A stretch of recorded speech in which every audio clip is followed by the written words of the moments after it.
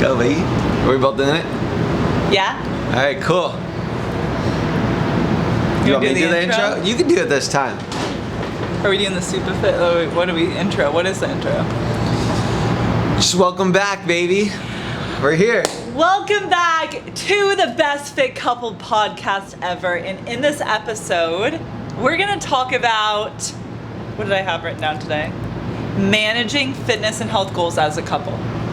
Managing fitness and health goals as a couple? Yes. And to start it off, I want to talk about the 3 pillars that I think that come to mind that have allowed us to be successful in being fit, being our healthiest selves, and also having an incredible relationship. Because I think a lot of people think that you need to sacrifice your relationships in order to be fit, in order to eat healthier, and you don't have to do those things. They need to work together, not against. So, communication, delegation, and competition. Okay. So CDC is my little acronym. So communication, do you agree with that? Do you feel like those 3 are pretty good? Well, let's get into it and then I'll tell you if I agree. So communication, and I wrote this down so I didn't forget. Open communications with each other, communicating our standards, our values, our specific goals, which change season to season. Sometimes we're building, sometimes we're cutting, sometimes we're more health-centric, sometimes we're more physique-centric, right? Things change over time. And delegation, meaning meal prepping, like chores, work-life balance, what that looks like for us. And it isn't one person's job, right? I think some people can think, well, you know, the woman needs to do this, the man needs to do this. And when it comes to being successful in our fitness, I feel like we do a pretty good job of balancing things together that help each other. And then the other is competition.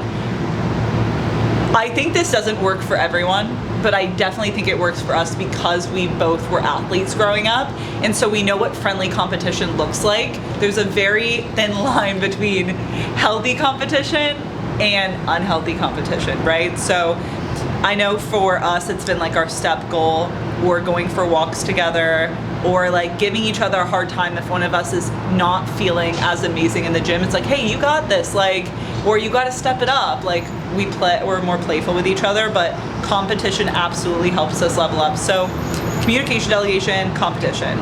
What's an example of unhealthy competition? Because I don't know of any. I think all competition's good. So I feel like unhealthy competition would be sometimes we do have unhealthy competition, okay? I don't think it's unhealthy. We'll be on a walk, and let's say for instance, or we'll be on a run, okay? And I think this is just sometimes a man asserting dominance. But you know, we'll be running a nice speed, 7:30 mile time, which is pretty solid, okay? Especially with the minimal run experience that I've done as of recently. And you'll leave me in the dust in the last minute. I think if you're treating your partner, that wasn't like super bad competition, I feel. But I think if you're leaving your partner in the dust and you're being mean about it, or you're like, you suck, you're overweight, like you're a piece of crap, you need to try harder. Like shaming your partner into taking action is not healthy competition. I don't think that's competition at all. I think that's called smack talking. See, in sports, there's called competitive nature, and then there's called, when I was like a wide receiver playing football, you would have smack talk with the guy across from you. You'd be like, I'm about to smoke you right now. I'm about to smoke you. Like that is kind of part of competition, but that's a smack talking part of it. Competition just means you want to do better than the other person. Yeah. Right? And a little smack talk's okay, I think. But yeah, I guess most competition can be friendly competition. But I think competition, and I don't know if I have the right terminology to talk about this, but I think you can compete with each other because you want to be better and challenge each other to grow, and you can think you're in direct competition and comparison to your partner, right? And so when competition goes into the area of, oh, I'm comparing myself to my partner, they're way better at this, and it makes you feel bad, it makes you feel shame, instead of taking it as a way to empower yourself to be better, you know what I mean? Like when we compete, I'm competing at the end of the day against myself, not against you. But I like that you push me. I like that you remind me that you're faster than me. I like that you reminder that you can do my warm-up weight in the gym you know, or like not my warm up weight in the gym. You can do my max set in the gym as your warm up. Yeah. Like it's funny, but it continues to check me and check my ego, you know, which I think can be a good thing for me wanting to be better and grow, right? I think competition is very good because without competition, settling, you're either competing or you're settling. Yeah. It's black and white. Like life is pretty black and white. I would say you're either settling or you're competing. Yeah. Whether it's competing against yourself, competing against your partner, and if you're in an environment where you are being challenged and pushed to the next level, it is always good. Mm-hmm. It's only bad to the people that are losers. It's only bad to the people that don't want to grow. It's only bad to people that have a complacent, stagnant mindset. And guess what? Those aren't my people. So I think competition's always good. I like that. I think about when I was a kid and I would play Monopoly with my dad and my sister, and it was friendly competition until it wasn't. And it wasn't when there was crying or screaming or disagreements involved because someone was being a sore loser, right? So I think when it comes to competing and trying to level up together as a partnership or as a couple, you need to make sure that you're not being a sore loser. You're not being the sore loser, right? You're being like, okay, well, maybe I lost this one, or maybe, you know, I was better than I was yesterday, right? Like when you pass me in running or anything that we're working on together, even if I know I'm not gonna be as strong as you, I don't take that as like, oh, that means I lost. Right. I take that as, did I beat my time yesterday? Did I lift more weight than I did last week? So even if I feel more competitive and want to match you, if it's something that I'm still leveling up into, that's still a win. I shouldn't be upset about that. I would say it's always friendly competition because, again, we're on the same team.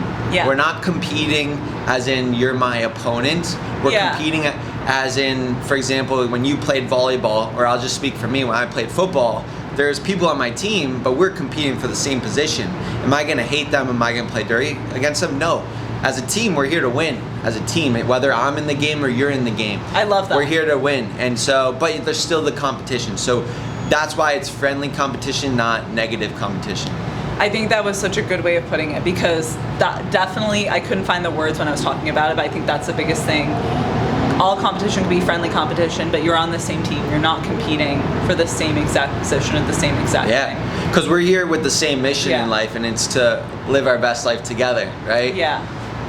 Yeah, 100%. So that was the example for, like, we talked about competition. What do you think about delegation? Do you agree with that? Delegation? What I said for that. What? Yeah, go ahead. Yeah, delegation, as in we're talking about fitness journey specifically right now, right? Like staying on track with our fitness journey?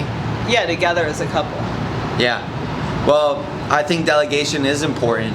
I think that's how everything operates on this planet, because nobody's great at everything. Mm-hmm. People are great at specific things because there is no such thing as being great at everything. You could be average at everything, but most people, when you become great, you really focus on one thing.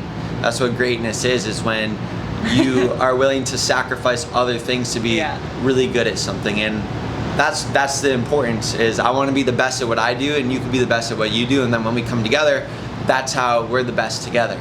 Right. So in terms of delegation, I wanted to like get specific into these things because I hear this from like some of my clients. I hear it from just like women online in general, and I can bet you also hear that from people too, where, you know, how do you do it with your partner? How do you make sure your husband's on the same page? How do you make sure so-and-so's on the same page as you? Like, you know, I have all these temptations, and I would love for us to kind of share about what we delegate on, or the standards that we set for each other.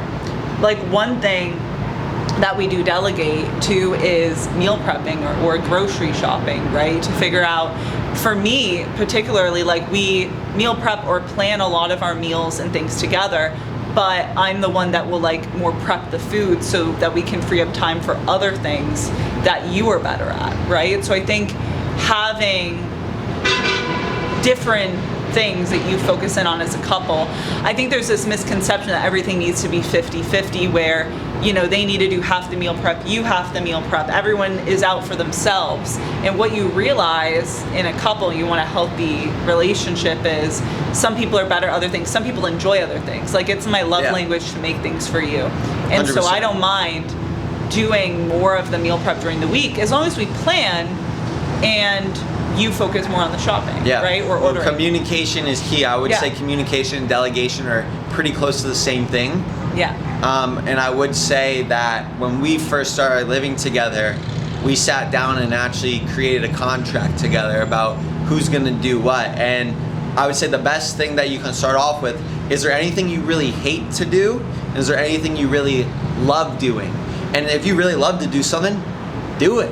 Please do it. If there's something you really hate to do, maybe I don't hate it as much as you, so I'll take up that slack. And that's how you win as a team, because then I'm really only doing the things I love or I don't mind doing, and you're only doing the things you love or you don't mind doing. And then if there is any hate, at least we communicate on it. Yeah. And then we take turns doing that, so nobody feels like they're getting the short end of the stick.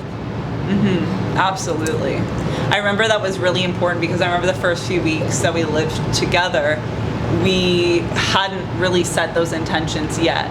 And definitely, like, easily resentment can come up, easily resistant, and like, you're keeping track of everything that you're doing in your head, and the other person is keeping track of the same. So I remember when we came together and we were finally like, okay, we got to do this, even though we don't really want to do this, it's going to be healthier for us. It's setting standards now and expectations, so we know how each other are contributing, right? And then we're just choosing to be like, this is equal, this is fair, right?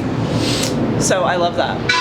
Let's talk about like communication as far as like dates night go and stuff. Well, yeah, right? I mean, let's also paint the vision too, I love that. Because right now, like, people are probably like, what are they talking about this stuff for?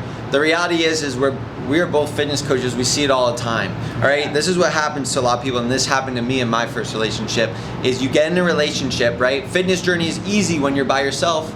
You only got to answer to you. You only got to do things by yourself. You can eat whatever you want, whenever you want, go to the gym whenever you want, whenever you want. Like, that's how it is.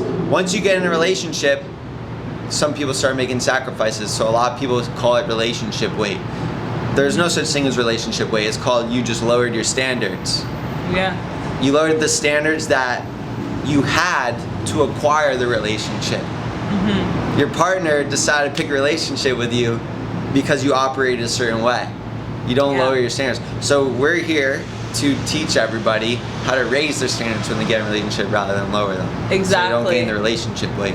I think about that analogy used one time is there's always someone leading and someone like following or matching or trend setting, right? So, or someone's trend setting, someone's following that, 100%. right? So if you are the partner that's really taking pride in your health, really taking pride in your fitness, and your partner isn't necessarily on the same page, they need to get on the same page, right? Or you need to find a partner that's on the same page as you and is willing to meet you where you're at. Because what I see with so many women is you're starting your fitness journey, you're seeing great results, and then you meet someone that's down here.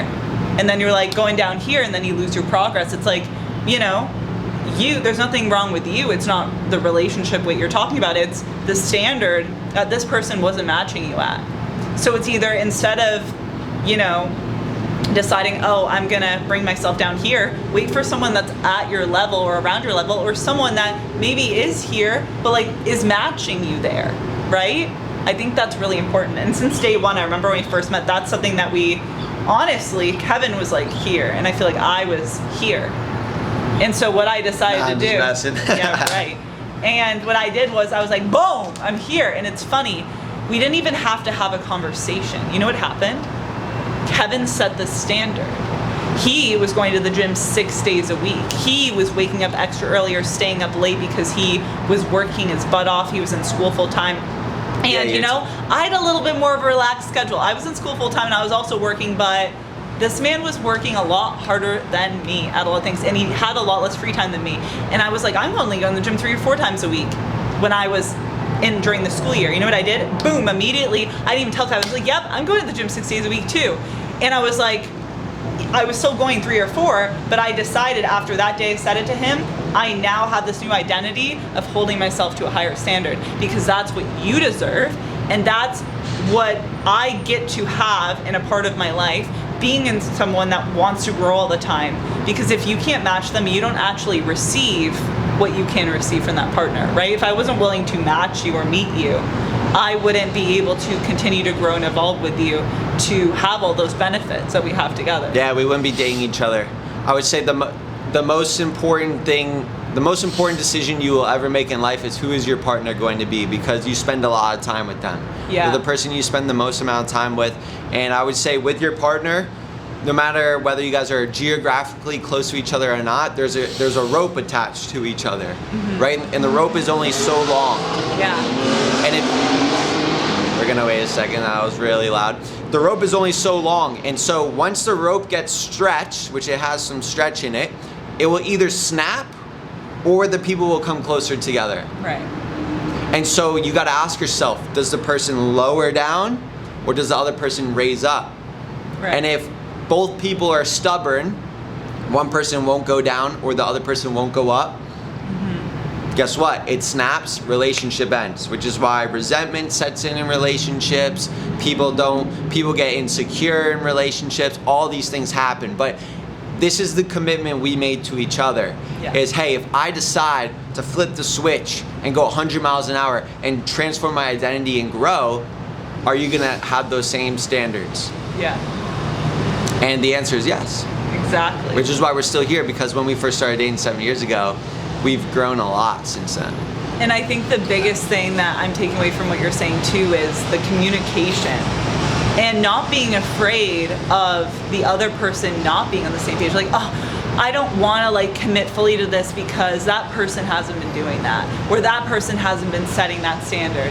Someone has to do it first, just like someone had to go up and say hi first. Someone had to go up and ask out like the person out on the first date first, or whatever, right? Someone has to lead. Why not it be you? It doesn't matter if you're the man or the woman. It just matters that you are choosing to lead, right? Because both people in the relationship need to lead, need to make decisions, and need to set an example. And one of the biggest things that I feel like I've learned with our relationship too, and a lot of parents say this, they're like, do as I say, not as I do.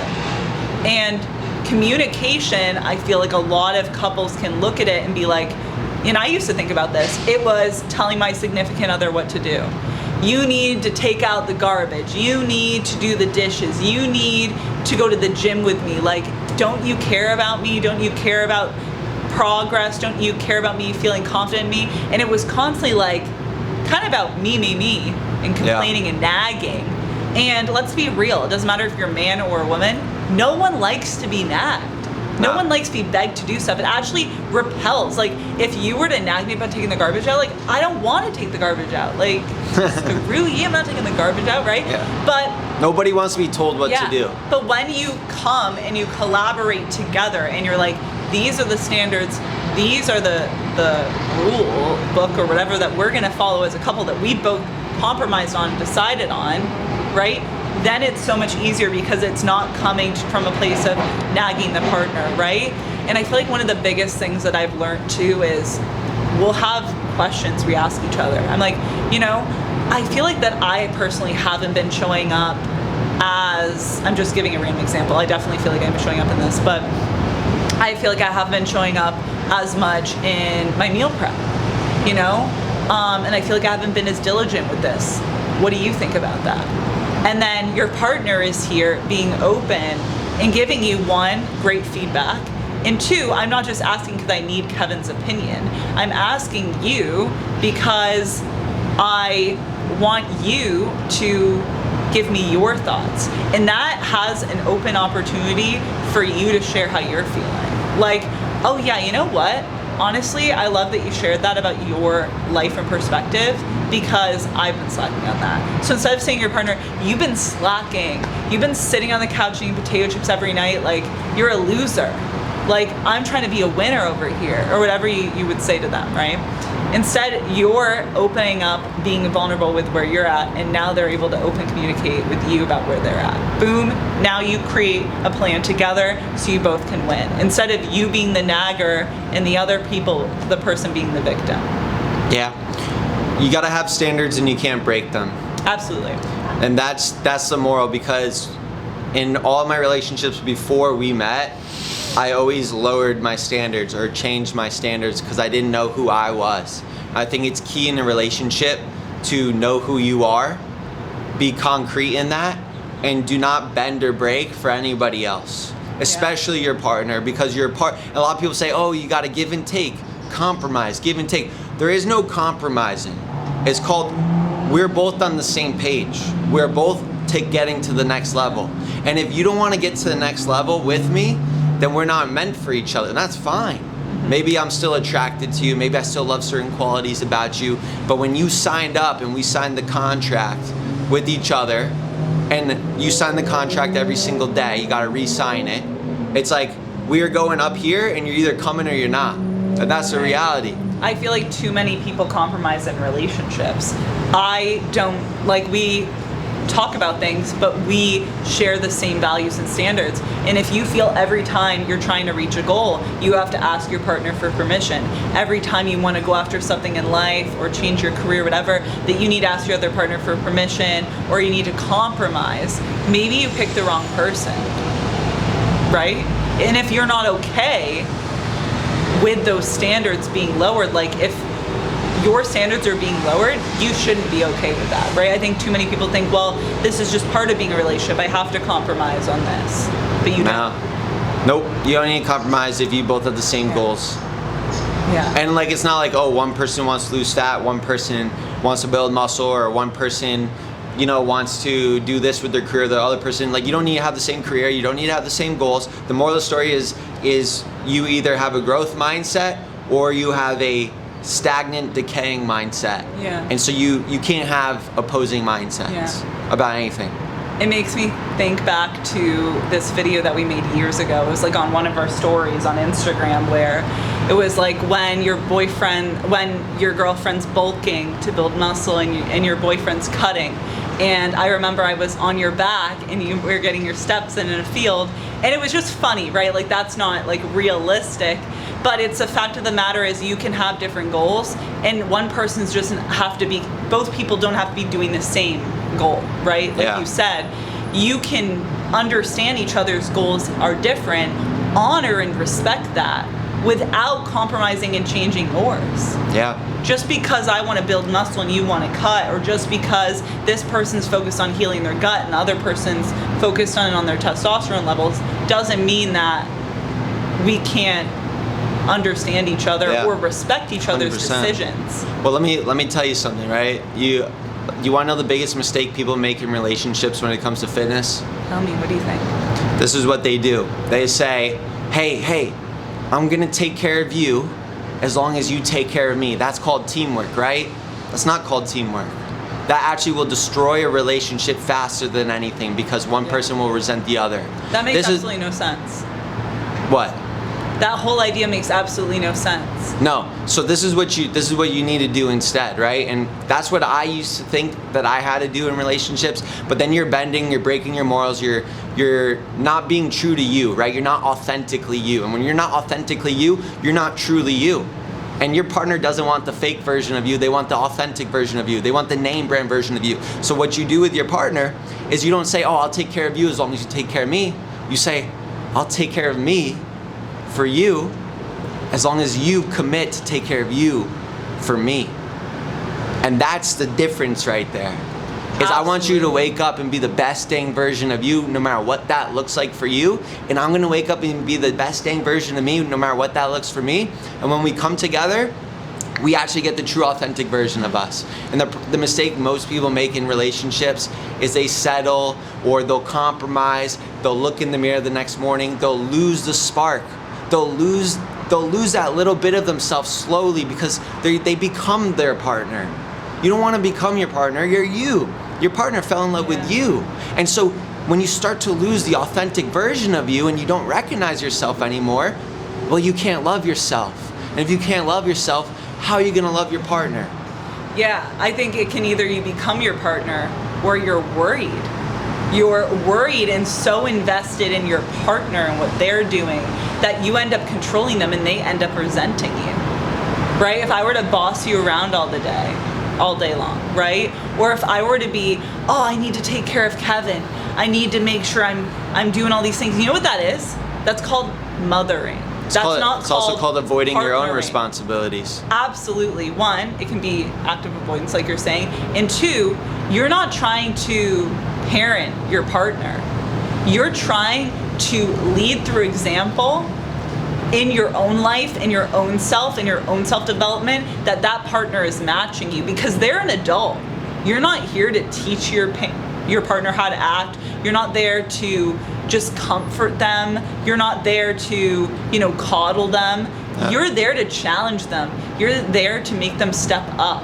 100%. And so I think there's this whole trend going around too, where it's women need to, submit. Women need to, just care for their man. And I think definitely like being caring, being loving, whatever you've decided in your partnership is right, that's absolutely amazing. But I think people take it too far. People take it as like, instead of you being a unit of doing things together, it's like one person is supposed to be higher than the other. One person's supposed to always give in to the other person, right? Instead of it being, you're a unit. You're supposed to do things together. You're supposed to have and share the same values and standards. 100%. And it's not about some person trying to take over or control the other, right? Yeah, I agree. Same with you. Like if you were to boss me around all day, like that wouldn't work out. Yeah, well the thing is whenever you focus on someone else, you take the focus off yourself. And wherever your focus goes, energy flows. So a lot of people say they don't have energy to go to the gym or take care of themselves or eat right. It's because you wasted all your energy on the other people. Mm-hmm. And so a lot of people will think it's selfish. It's selfish to go to the gym. It's selfish to, not eat what everybody else is eating. It's selfish to have high standards for yourself and say, this is what time I go to bed, this is what time I wake up, we're not going here, we're not doing that. That's not called selfish, it's called selfless. Because you're becoming the best version of you. And here's what happens when you slowly start to lower your standards, or you start to lose the authentic version of you, is you will start to resent your partner, because you'll say, I could have done this. Because we know deep down inside who we could have become, who we're supposed to become, the life that God blessed us with. You have that vision. Close your eyes and boom, you see it in your head. That vision is meant for you. And so when you slowly say, I should go to the gym, but I don't want my partner to feel bad. I should eat healthy, but I don't want my partner to feel left out when they're eating pizza. I do want to go here and travel here and do this, but I don't want to leave my partner behind. Next thing you know, you wake up a year later, you didn't get the experiences, you look in the mirror, you don't recognize yourself, you slowly lost yourself over time, and now you're blaming your partner when you should just be blaming your freaking self for lowering your standards. And that is the rope analogy that I said, where eventually it snaps. Mm-hmm. Instead, it's like, I'm gonna take care of me, be the besting version of me, so that I have the confidence, I have the energy, and then you have your confidence, you have your energy, and boom. Now we're leveling up together. Yeah. Now we can have a conversation on the same frequency. But most people are living at different frequencies. They're living under the same roof as roommates, but one person's listening to 99 FM, the other person's listening to 102 AM or whatever it is. They never have a freaking communication. Yeah. And then they have communication problem. Oh, we have communication problems. Yeah, you have communications problems because you don't even listen to yourself. That makes me think about, or not that last point, but it makes me think about times where we have communicated well, times where we've back to the whole compromise thing, because I think that can sometimes be misinterpreted. It doesn't look 100% like a compromise or a sacrifice when you share the same values and standards, and when you want very similar things in life.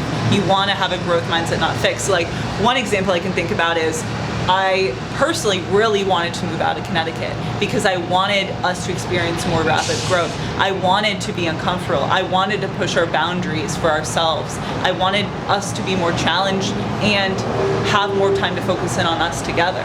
Yeah. So I don't know if you have anything to share about that too, but I feel like moving to Tampa is one of the best things ever. But it definitely was something that we talked about that we didn't know if we were on the same page with at first, but it required us to have conversations. Yeah, I'll speak from my own perspective. You were more adamant about moving out of Connecticut than I was personally. Yeah. But here's the separator here, and here's something that every relationship needs to have: open-mindedness. I wasn't thinking about all the reasons why I shouldn't move to Tampa. I was thinking about all the reasons why I should do it. Mm-hmm. And so, as a partner, I wasn't thinking, I shouldn't go to the gym with my partner because I'm not good at working out, they're better than me. I think it's dumb to work out, or I don't know. No, think about all the reasons why it would benefit your relationship. Absolutely. And that's what life is all about, is you get what you focus on.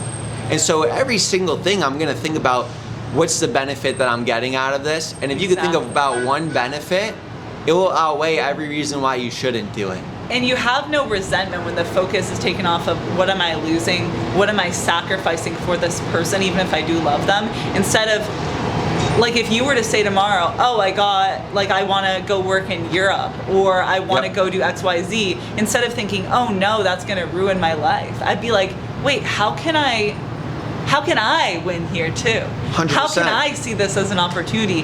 What an amazing experience that we could do together, and it would help with XYZ, right? Instead of the focus coming from me resenting or losing, right? Yeah, 100%. I mean, let's put a real life example in place. The Tampa I thing, wake right? up in the morning and I'm thinking about, none of my friends live here. Right. My family's in Connecticut. I don't get to see them as much anymore. And I missed this about it. I missed that about it. Guess what? I'm gonna live the whole day resenting you. Right. Even though it was also my decision to come here. Now I wake up in the morning, I'm like, look at this beautiful view of the water. Oh my gosh, it is 70, beautiful sun in October. We get summer year round. We're an hour away from the best beach in the world. We're surrounded by entrepreneurs. Like, me and Mackenzie, we get to do whatever we want whenever we want. Like, that's the truth. We could do whatever we want whenever we want. And now I'm waking up and I'm saying, thank you so much. Like, give me your hand. Thank you so much for pushing me outside my comfort zone. You're welcome. And so that's the separator. Is a lot of people, when they think about the pessimism or why they shouldn't have done it, they say, curse you for making me do this in my life. Instead, thank you so much. It's all about what you focus on. That's it. That's all you need, is proper communication and a positive freaking mindset. And I want to add something there, because obviously we're not carbon copies of each other, even though people think we look very similar. Yeah, a lot of people think we're siblings. We go to the We're not gym or whatever it is. We're not siblings, just to clarify. But I had different ways of thinking than you, and you've challenged me in different ways, and I maybe challenged you with the move to Tampa and pushing your comfort zone there. But the best people in your life, and when it comes to the person you choose to marry or be in a relationship with, that is the most important decision ever, because you need someone that's willing to challenge you, right? Challenge you to push your comfort zone, challenge you to make different decisions, right? And I want to clarify, this doesn't mean that they agree with everything with you. It doesn't mean you have the same, like you said, we don't have the same viewpoints. With everything. We have the same principles, growth mindset, not stagnant mindset. So for you, you might think the way to grow, for example, even our gym mentalities. You might think these are the best exercises to do. And I'll say, no, these are actually the best exercises to do. Guess what? We're disagreeing, but we're talking about the best exercises, not how to stay out of shape and be losers. Yeah. I'm not saying if you're out of shape it means you're a loser. I'm not saying that by any means. But what I am saying is, as long as the principles are in alignment, and there's only two principles: winning mindset, losing mindset. That's it. Absolutely. And I think the beauty of when we first met is we were both winning when we first met. We both had the winning mentality. And that's the thing with winning, is that it's only hard to win the first time. Once you win once, you know in your mind how to win already, and so you can win automatically. So anybody that's single right now, you better be in the best shape of your life when you get into that partnership. You better be having the growth mindset when you get into that partnership. You better be looking to be the best version of you before you get into that partnership. And if you're already in that partnership, it's never too late to flip the switch. It's never too late to decide you're gonna be someone else and change your mind. Yeah. Right? I think it's easier to work on yourself super hard in all areas of life, especially when it comes to your fitness and health, before you get into a relationship, 100%. Yeah. And I think you should at least have your foot in the door working on those things before you meet someone. And I'm always scared to share that, but it's really my truth. I don't think I was the most successful person ever when I met you, but I definitely was grinding on my fitness. I definitely was working on myself for years before. I wasn't neglecting myself, because you are going to attract what you are. And Nailed so it. if I'm someone who's a couch potato. I'm someone who's using vices and drinking and you meet them just at the going bar. to concerts or bars every weekend in a hookup culture. I can't expect to meet a high quality man. I can't expect someone to be faithful to me if my actions and my behavior aren't aligned with that, right? So 100%. And we're on the same page, obviously, with all of that. Well, so let's give value, right? Because there's a lot of people that maybe also are in relationships and they met their partner at a bar or at work or swiping right on whatever dating platform it is, right? And now they want to change. They're like, I want to be the best dang version of me right now. Yeah. But your partner is still maybe in the same mindset. Here's what you got to do. Somebody, right, has got to be the leader. Yeah. Make the change and explain to your partner why you're doing it, right? Communication, like you said in the beginning. Hey, I want to get in amazing shape, not because I'm trying to leave you or attract somebody that is higher level than you, or I want to be different than how we first fell in love, but I want to be the best version of me for you. I want to be healthier for you. I want to have more energy. I want to have more confidence in our relationship. I just want to have a growth mindset. I'm excited to live life with you. And I know there's more for us. Yeah. And your partner, that's where you test them.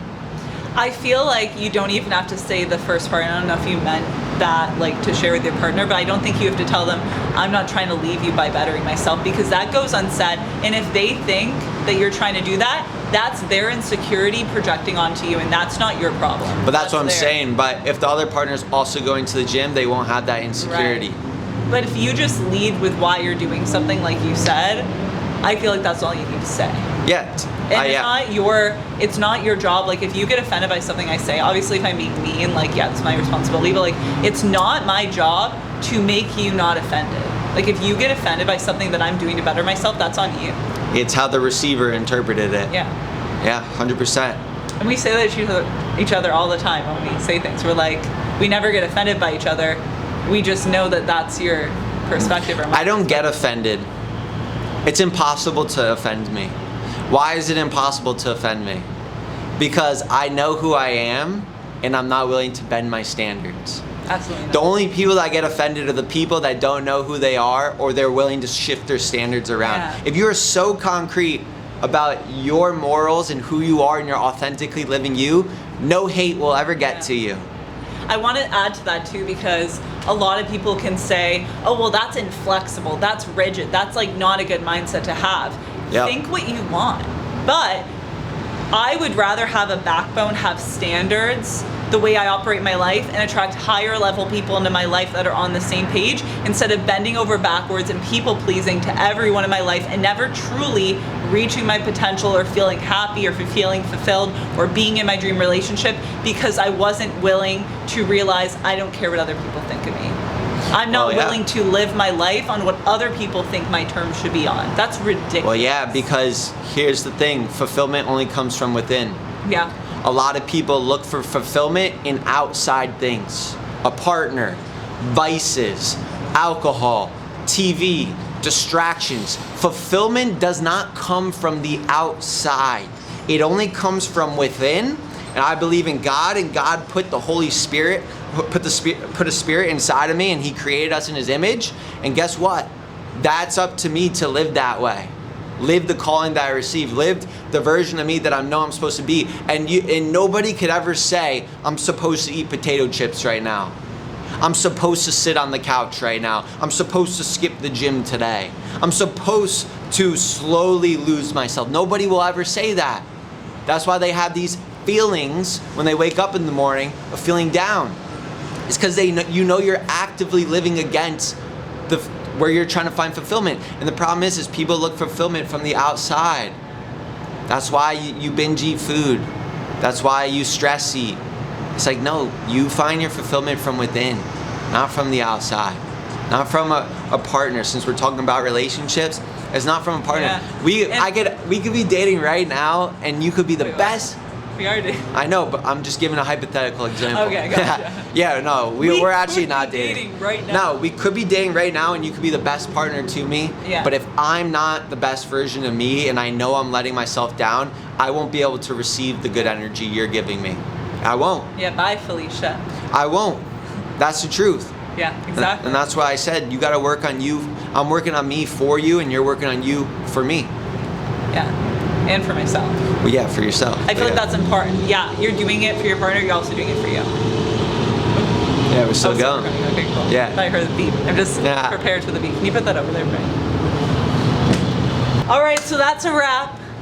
Thank you for tuning into our podcast today. Do you have any parting words, Kevin? The only thing I'll say is it's never too late to change your standards in life. Yeah. And if people don't agree with those standards, they're not meant for you. 100%. I love that. It's the truth. And a lot of people say, oh, I invested too much into this relationship already. It's like, you invested too much into yourself. It's this one life you have. And most of the time, they will level up with you if they truly love you. You invested too much in the wrong direction. You want to be going up, not down. Yeah, and people, if they truly do love you, they will get better with you. Absolutely.